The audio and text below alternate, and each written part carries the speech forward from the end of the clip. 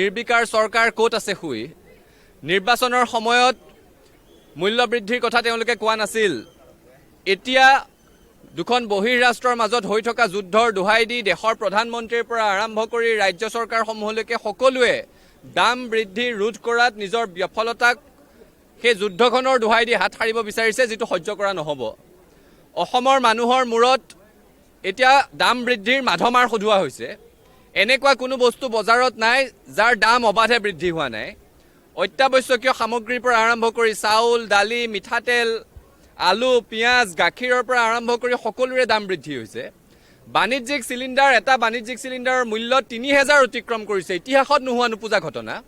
আৰু ৩০০০ টকাৰ বাণিজ্যিক সিলিণ্ডাৰ কিনি সৰু সৰু চাহৰ দোকান হোটেল ৰেষ্টুৰেণ্টৰ ব্যৱসায় নচলা হৈছে সেইবোৰ বন্ধ হোৱাৰ উপক্ৰম হৈছে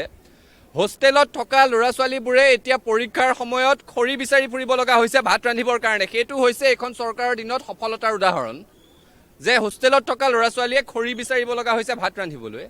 জীৱনদায়িনী ঔষধৰ পৰা আৰম্ভ কৰি সকলো দৰৱৰ দাম বৃদ্ধি হৈছে এতিয়া এই সকলোবোৰৰ দোহাই দিবলৈ